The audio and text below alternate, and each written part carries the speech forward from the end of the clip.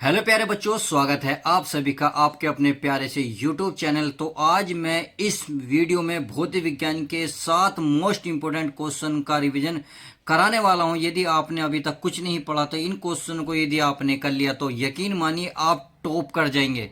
जी हाँ, आपने बिल्कुल सही ना, आप बिल्कुल टॉप करके ही जाएंगे। बस आपको 2 कंडीशन याद रखनी होंगी। पहली कंडीशन, आपको सबसे पहले इस वीडियो को कंप्लीट देखना होगा। नंबर 2, आपने अभी तक इंस्टाग्राम, फेसबुक, व्हाट्सअप जितना भी फालतू ऐप चलाते हैं इन सबको क्या करिएगा, डिलीट कर दीजिएगा, क्योंकि ये बहुत ही नुकसान दे रहे हैं इस वक्त एग्जाम के टाइम पर। यदि आप इसके आदी हैं तो प्लीज छोड़िएगा और मेरे द्वारा जो क्वेश्चन दे रहा हूं उनको रिवीजन करना शुरू कीजिएगा। तो चलिए शुरुआत करते हैं क्वेश्चन की।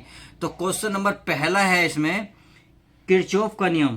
किरचॉफ का नियम मोस्ट इंपोर्टेंट है, जो एग्जाम में हर साल, हर बार, हर एक पेपर में लगभग आता है। यानी कि जितने भी सेट बनेंगे आपको किरचॉफ का नियम देखने को जरूर मिलेगा। तो प्लीज दोस्तों, ये मोस्ट इंपोर्टेंट है, इस बात का ध्यान रखें।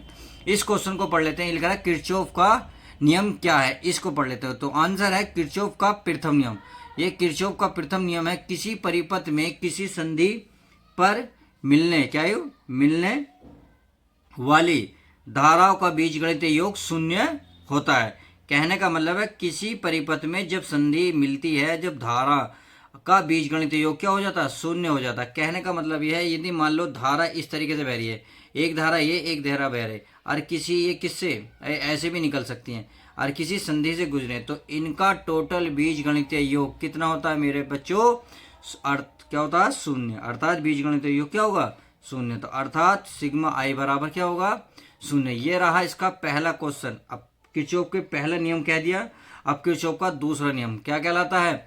ये कहलाता है बंद्र-पासु का नियम। क्या कहलाता है मेरे प्यारे बच्चों? बंद्र-पासु का नियम। इसमें लिखेंगे कि किसी परिपथ के किसी बंद पार्श्व में लगे प्रतिरोधों तथा उनमें प्रवाहित धाराओं के गुणनफलों का बीजगणितीय योग। ये कहा किसी बंद पार्श्व में जो प्रतिरोध होता है तथा उसमें बहने वाली धारा का बीजगणितीय योग, और वो भी गुणनफल का योग। उसी पार्श्व में लगे धाराओं के, उसी पार्श्व में लगे विद्युत वाहक बलों के बीजगणित योग के बराबर होता है। अर्थात सिग्मा आई आर बराबर होगा सिग्मा आई। क्या होगा? सिग्मा आई आर होगा सिग्मा आर के। आई क्या है? उस परिपथ में बहने वाली धारा तथा उस पर परिपथ में लगा प्रतिरोध का गुणनफल, उसमें लगे प्रेरित विद्युत वाहक बल, तो यहाँ लिखा हुआ है विद्युत वाहक बल के योग के बराबर होता है। तो आई होप क्वेश्चन नंबर 2 जो किरचॉफ का पहला नियम और द्वितीय नियम था वो आपको अच्छे तरीके से समझ में आ गया होगा। अब क्वेश्चन नंबर देखते हैं 2, जो इंपॉर्टेंट है, बहुत ही हर बार हर साल देखिए पूछा गया है।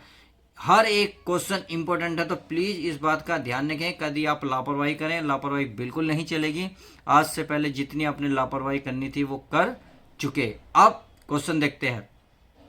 ये कह रहा चालक क्या होते हैं। देखिए एग्जाम में सबसे ज्यादा इजी क्वेश्चन है और फंसता भी यही क्वेश्चन है, क्योंकि बच्चे थोड़ी सी लापरवाही करते हैं। अब ऐसा नहीं करना। तो पहला ही क्वेश्चन है, ये चालक क्या होते हैं। तो इसका आंसर है वे पदार्थ जिनमें विद्युत क्षेत्र पर आवेश प्रवाह आसानी से हो जाता है, चालक कहलाते हैं। जैसे लोहा और क्या मेरे दोस्तों, चांदी। तो समझ में आया, वे पदार्थ जिनमें विद्युत क्षेत्र लगाने पर, यानी कि एक विद्युत क्षेत्र में लगाने पर आवेश प्रवाह आसानी से हो जाता है। यदि कोई चालक छड़ किसी क्षेत्र में रख दें और उस पर हम विद्युत क्षेत्र प्रवाहित कर दें, तो यानी कि उसमें आवेश क्या होंगे, बहने शुरू हो जाएंगे। तो समझ में आ गया। अब क्वेश्चन नंबर देखते हैं 3, जो मोस्ट इंपोर्टेंट है एग्जाम के पॉइंट ऑफ व्यू से। देखिए ये तो लगभग हर बार हर साल ही आता है, कोई सन ऐसा नहीं बचा जिसे मैंने पेपर सेट में ना देखा हो। तो प्लीज इस बात का ध्यान रखें। चलिए पढ़ लेते हैं। ये दिक्पात कोण क्या होता है, यानी कि दिक्पात का कोण होता क्या है उसको समझना है। ये लिखा हुआ है किसी स्थान पर चुंबकीय यामोत्तर व भौगोलिक यामोत्तर, क्या लिखा? चुंबकीय यामोत्तर व भौगोलिक यामोत्तर के बीच न्यून कोण को उस स्थान का दिक्पात कोण कहते हैं। तो समझ में आया, किसी स्थान पर चुंबकीय यामोत्तर तथा भौगोलिक यामोत्तर के बीच न्यून कोण को उस स्थान का दिक्पात कोण कहते हैं। देखिए एक पॉइंट नोट करके लिखूंगा मैं कि दिक्पात कोण क्या होता है, प्रत्येक यानी कि अलग अलग स्थानों पर अलग अलग इसकी वैल्यू होती है। जैसे कि मैं अगर यहाँ आप देख रहे हो स्टूडियो में इसकी मैं वीडियो बना रहा हूँ, तो इसका यहाँ दिक्पात अलग कोण अलग होगा। जहाँ आप इस वीडियो को देख रहे हैं जिस कंडीशन में भी, तो उसका दिक्पात कोण अलग होगा। तो समझ गए, अर्थात प्रत्येक स्थान पर दिक्पात कोण का मान अलग अलग होता है। इसलिए मैंने नोट करके लिखवाया कि इसका मान भिन्न भिन्न स्थानों पर भिन्न भिन्न होता है। तो इस नोटेड पॉइंट को दिमाग में रखिएगा एग्जाम के टाइम तक, क्योंकि बहुत बच्चे इस का क्वेश्चन क्या करते हैं, गलत कर देते हैं। क्योंकि वो क्वेश्चन में ज्यादातर यही पूछता है कि बताइए दिक्पात का मान प्रत्येक स्थान पर क्या होता है। तो बच्चे करते हैं जी ये और वो या इधर उधर की लगा देते हैं, जबकि ऐसा कुछ नहीं होता। प्रत्येक स्थान पर दिक्पात का मान अलग अलग होता है। अब क्वेश्चन नंबर देखते हैं 4। ये कह रहा चुंबकीय क्षेत्र की परिभाषा क्या है। देखिए मोस्ट इंपोर्टेंट, चुंबकीय क्षेत्र की परिभाषा क्या है। तो इसमें क्वेश्चन लिखा है किसी भी चुंबक के चारों ओर का वह क्षेत्र जहां तक चुंबकीय वस्तु, यानी कि किसी भी चुंबक के चारों ओर का वह क्षेत्र जहां तक चुंबकीय वस्तु।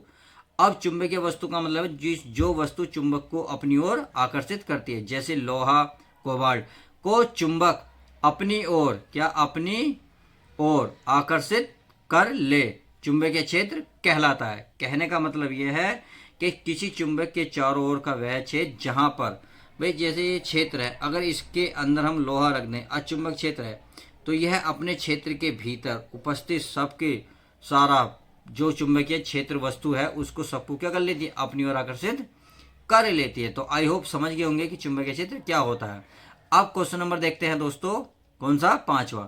क्वेश्चन नंबर 5 मोस्ट इंपोर्टेंट है एग्जाम के पॉइंट ऑफ व्यू से। विचलन कोण क्या होता है।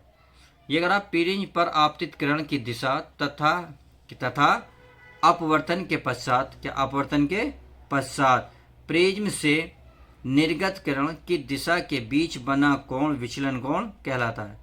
दोबारा पढ़िएगा, प्रिज्म पर आपतित किरण की दिशा, यानी कि आपतित किरण जो प्रिज्म पर पड़ती है, आपतित किरण, तथा अपवर्तन के पश्चात जो प्रिज्म पर आवेग किरण आई और किसी प्रिज्म में टकराई, टकराने के बाद परावर्तित होगी। तो ये कह रहा आपतित किरण आती हुई किरण तथा अपवर्तन के पश्चात प्रिज्म से निर्गत किरण की दिशा के बीच बने कोण को विचलन कोण कहते हैं। और इसे किससे दिखाते हैं दोस्तों, इस तरीके से दिखाया जाता है। तो आई होप समझ गए होंगे विचलन कोण क्या होगा।